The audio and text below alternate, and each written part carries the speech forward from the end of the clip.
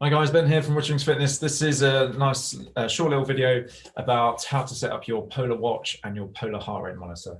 Different advantages of having one or the other. This one is a lot more accurate. Obviously frees up your wrist. You don't need the wrist. You don't need the watch anywhere. It's, like I say, a lot more accurate than the wrist-based monitor.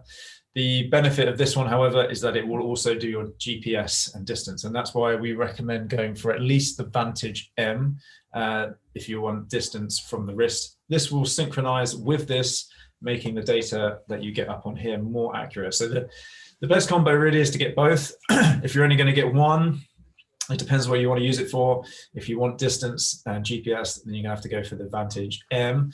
If you want accuracy and you're happy taking your phone with you, when you're out running, then the chest strap would be better to go for. If you're just doing it in the classes, then the heart rate monitor from the chest is probably the best one.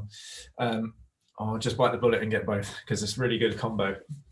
So the reason we go for Polar is because of the accuracy, and the watches are very, very decent. So that's why I went for those.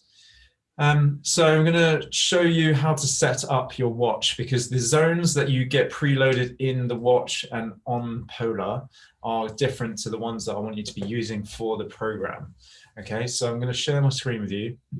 This is the cardio. This is how to work out your zones, basically. So like I said, the zones are different. So we're going to spend most of the time between zone 1 and zone 2. And that is different to what's preloaded in the watch because, well, I don't know why. It's just different. This is more based on some research that I've been using for Ironman training. And it is also different because your bike zones are going to be different to the run zones, because it's much harder to get your heart rate up on the bike than it is when you're running. So all you need to do is enter your age here. So I've entered my age. You're going to, whatever your age is, so it's 25, you're just going to drag that across there. And all these percentages are going to change for you. If you're 60, oops, don't do that, 60, there you go, and just drag it across and everything's going to change. The standard zone is 220 minus your age. Now, that might not really be right for you. So my max heart rate at 31 is, my max is 189 in theory. Now, there's plenty of people who can go a lot higher than their max heart rate, and they're fine as long as you're not getting problems, lightheadedness or anything like that. Then you're going to be okay.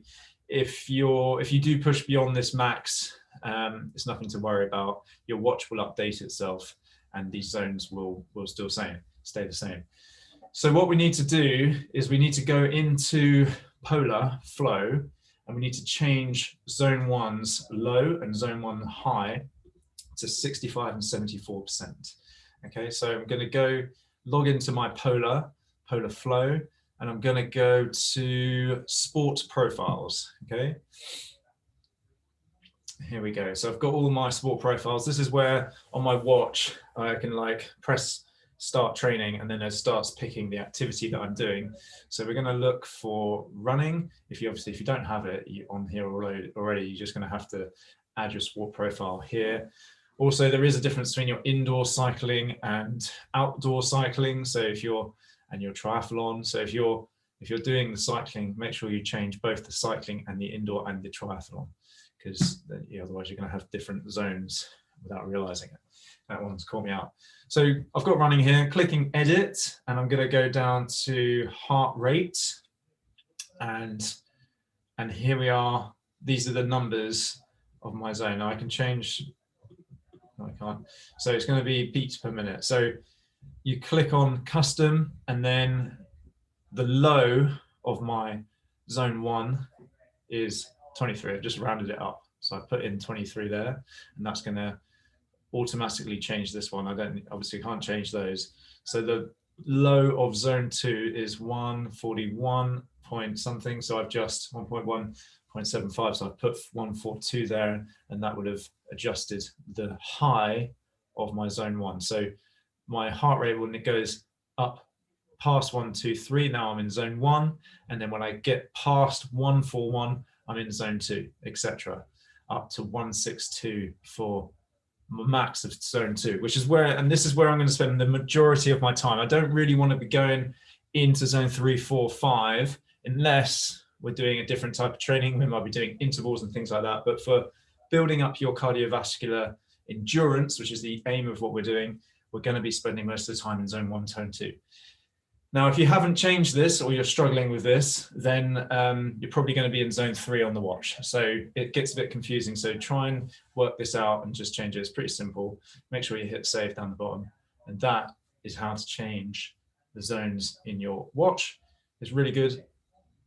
Polar is brilliant. Like, we really rate them. We've got obviously Polar Club in the gym. You also get like your reports and things like this. So you can get reports, tells you how you're doing in terms of your running index, so your running performance.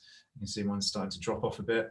Haven't been training for a while, but then it also gives you predictions for what you could run a 5, 10, half marathon and marathon in. So it's pretty cool.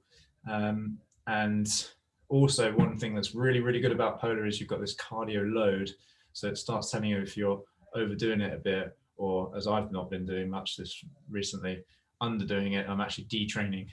This is because I've come off my Ironman training program. So you can see that actually my training's not been that good recently, but if I go for the last 6 months, we'll see where I got quite fit. No, it's not going to show me. There you go. So sort of mid-August was at my peak fitness here. And just trying to keep it in the productive area as much as possible, really. So yeah, so it's cool. We get loads of data from Polar, and you can sort of monitor your training. If you're training for an event, it's really, really beneficial.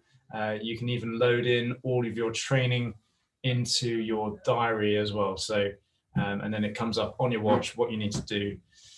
So I've got some training here, so medium run, and it's telling me what I've got to do on that run. So it's pretty cool. There's a different program to what the program you guys will be doing. That's why it says zone 3 there. So it's saying starting off warm up zone 1, zone 2, the work is in zone 3, and the cool down is in zone 1, zone 2. So that's just for this particular workout. All right.